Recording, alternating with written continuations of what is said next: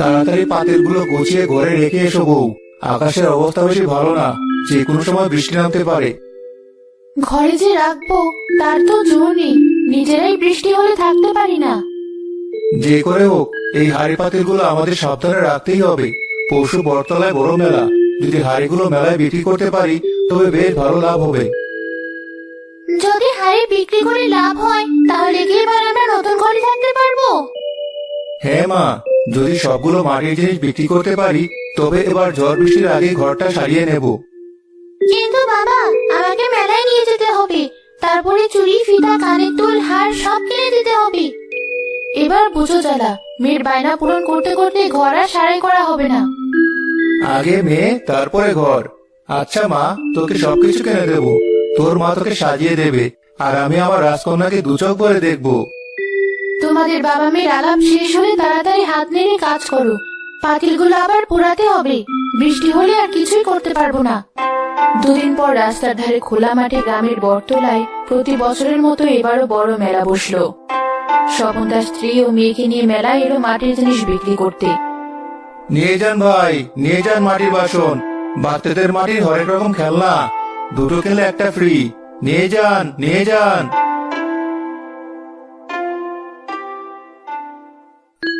ভাই, এই পাতিলটার দাম কত? নিন আপা, একদম সস্তা, মাত্র 50 টাকা। একটা কিনলে এই যে এই মাটির থালাটা ফ্রি। নাও না বাসনটা, দেখো কত সুন্দর, আমার খুব পছন্দ হয়েছে। আচ্ছা মা। ভাই, বাসনটা তাহলে দিয়ে দিন, আর আমার মেয়ের জন্য একটা মাটির ব্যাংক দিন। আমি একটু মেলাটা ঘুরে ঘুরে দেখি। না না, এত মানুষের ভিড়ে তুই তো হারিয়ে যাবি মা, তখন তোকে আমরা কোথায় খুঁজে পাবো? হারাবো না তো, যদি হারাই ওই দেখো নাগরদোলনা, ওখানে উঠে আমাকে খুঁজবি। দেখেছো দোলনাটা কত উপরে উঠছে?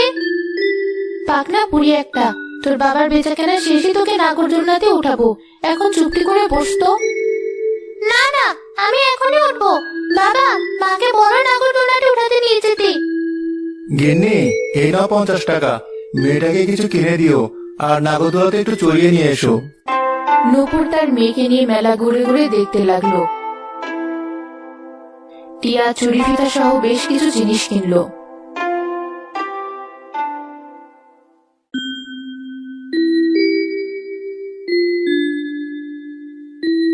কি সুন্দর গন্ধ! মা, ওখানে কি বিক্রি হচ্ছে? দেখো মা, দোকানটায় মানুষের ভিড়।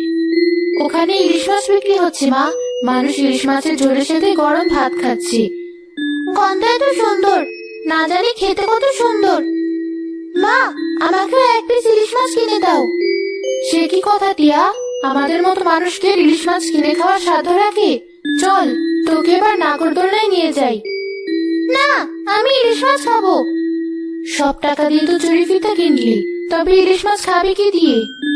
কেন, দোলনায় ওঠার জন্য যে 5 টাকা আছে, সে 5 টাকা দিয়ে মাছ কিনে দেবে। চলো মা। আচ্ছা চল, গিয়ে দেখি কত করে বিক্রি করছে মাছ।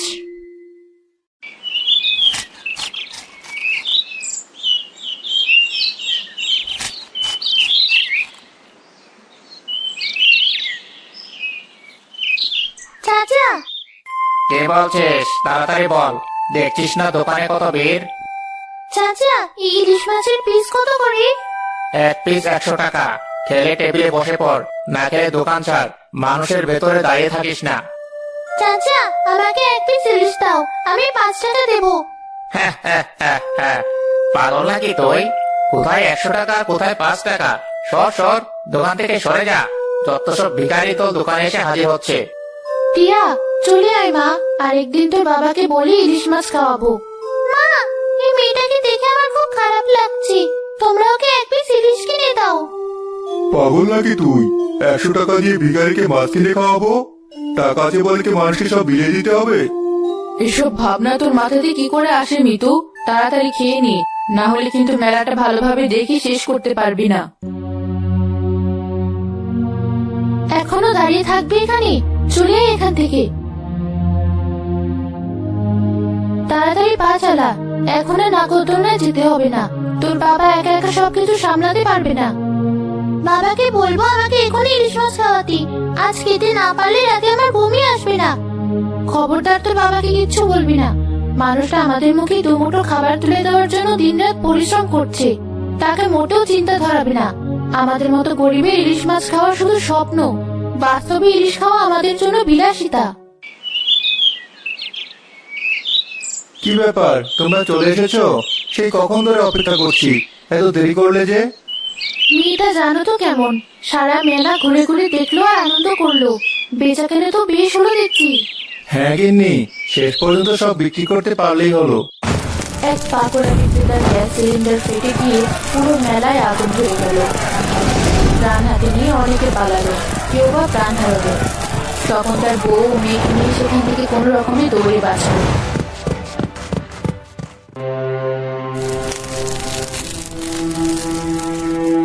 অল্পের জন্য বেঁচে গেলাম।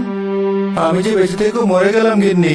বাসন পাতি আর যা বেচাকেনা করেছিলাম সব যে রেখে আসতে হলো। নিজেরা যে বাঁচতে পেরেছি এটাই সৌভাগ্য। যদি আমাদের ভেতর থেকে কেউ মারা যেত তখন কি হতো? না না, আমি তোমাদের দুজনে কাউকে হারাতে চাই না।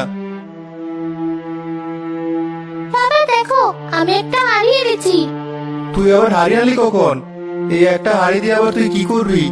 এই হাড়িটা আমার খুব পছন্দ হয়েছিল, কিন্তু তোমাকে বলিনি। ভেবেছিলাম তুমি যদি হাড়িটা বিক্রি করো তাহলে তো টাকা পাবে, আমার কাছে রাখলে শুধু শুধু নষ্ট হবে। দেখেছো আমাদের মেয়েটা কত বড় হয়ে গেছে। চলো এবার বাড়ি ফেরা যাক, সারাদিন বসে থেকে শরীরটা বড্ড ক্লান্ত লাগছে। সেবার প্রচন্ড খরা দেখা দিল। খরায় মাটি ফেটে চৌচির হলো, চারিদিকে পানির অভাব হলো। স্বপন কাদামাটি না পেয়ে হাড়ি পাতিল করতে পারলো না, ফলে সংসারে দেখা দিল প্রচন্ড অভাব।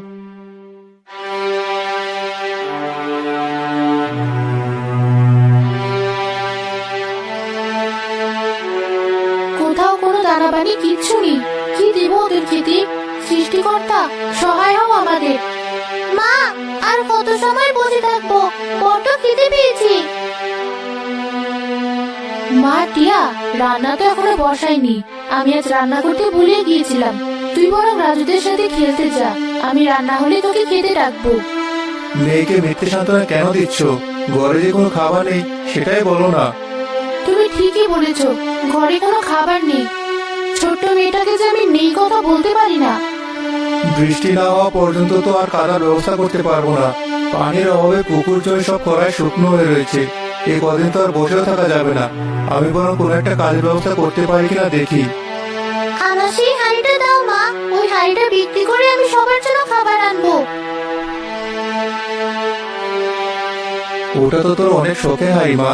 খেতে উঠতে বসতে হাড়িটা তোর সাথেই রাখিস, ওটা কিভাবে বিক্রি করবি? গরিব মানুষের শখ থাকতে নেই, তো বেলা পেলে দুটো ভাত পড়লেই হলো।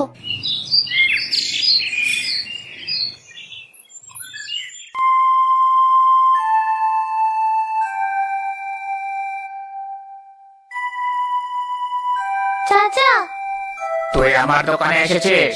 তোর বাবার কাছে কতগুলো টাকা পাবো? বেটা আমার সাথে দেখা অব্দি করে না, একবার পাই হাতের কাছে, দেখিস কি করি। চাচা, আমাদের সংসারে খুব অভাব হয়েছে। বাবার কোনো কাজ নেই, বাড়িতে কোনো খাবার নেই। এই হাঁড়িটা রেখে আমাকে কিছু খাবার দাও। বাহ, বেশ সুন্দর তো হাড়িটা, আমার মেয়ের খুব পছন্দ হবে। আমাকে এবার কিছু খাবার দাও চাচা। কিসের খাবার? যা এখান থেকে। টাকা দেওয়ার খোঁজ নেই, আবার এসেছে একটা ময়লা হাড়ি দিয়ে খাবার নিতে। দাও না চাচা একটু খাবার, খুব খিদে পেয়েছি। কেড়ে এখান থেকে, না খাবি একটা কষে বাড়ি।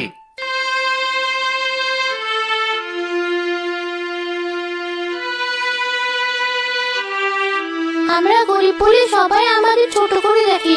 ধনী লোকেরা গরিবদের ছোট না করে কি একটু সাহায্য করতে পারে না? তাহলে তো গরিবেরাও একটু বেঁচে যায়। খিদে যে আর হাঁটতে পারছি না, এই গাছের ছায়ায় একটু বসি। টিয়া ক্লান্ত শরীরে গাছের ছায়ায় ঘুমিয়ে পড়লো। ঘুম ভাঙলো তার শেষ বিকেলে। গাছের মাথায় পাখিদের কিচির মিচির ডাকে। বড্ড দেরি হয়ে গেল, নিশ্চয়ই বাবা মা খুব চিন্তা করছে। বাড়ি ফিরে যাই।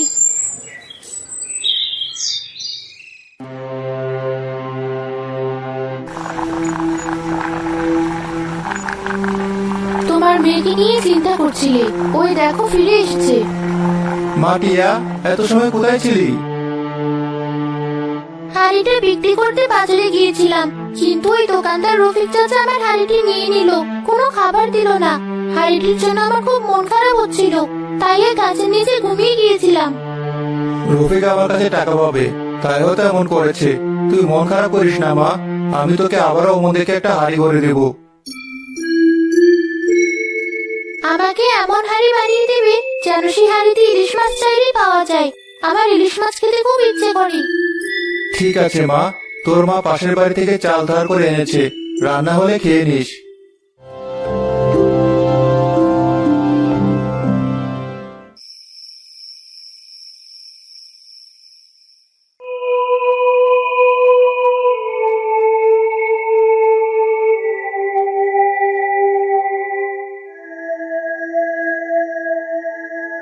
এত কাদাই পুকুরটিতে, এদিকে আমার বাবা কাদা পাচ্ছে না কটা বাসন বানানোর জন্য।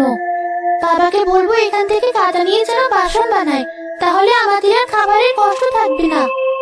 তোমাদের এমনিতেও আজ থেকে আর কোনো খাবারের কষ্ট থাকবে না। কে কে এখানে? আমি পুকুর। এই নাও, এই হাড়িটি তোমার। আমার হাড়ি? এটা তো আমার সেই হাড়ি যেটা সবসময় আমার কাছে থাকতো। তোমার ওই হাড়িটি আমার পুকুরের কাদার অংশ দিয়ে বানানো হাড়ির জন্য তোমার এত ভালোবাসা দেখে আমি খুব খুশি হয়েছি, তাই এই হাড়িটি আমি তোমাকে উপহার দিলাম। ধন্যবাদ তোমাকে। এই হাড়ির আসল গুণ হলো ইলিশ মাছ। ইলিশ মাছ মানে? এই হাড়ির ভেতরে পাবে তোমার পছন্দের সুস্বাদু ইলিশ রান্না।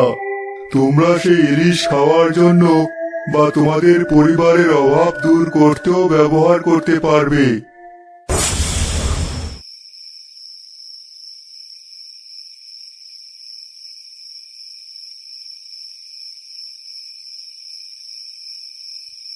তাহলে কি আমার স্বপ্নটা সত্যি ছিল? কি সুন্দর হাড়ি! সকালে উঠে বাবা মাকে দেখাবো, খুব খুশি হবে।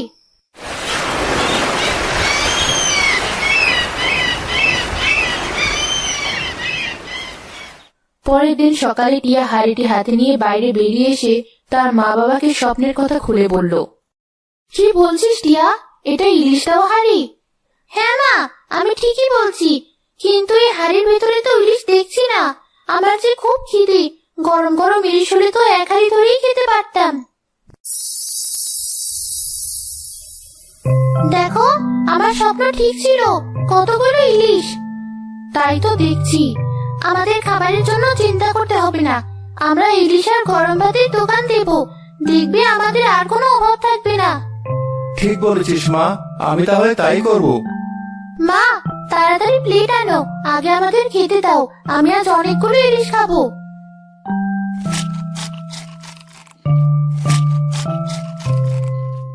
স্বপন গরম ভাত আর ইলিশ মাছের দোকান দিল।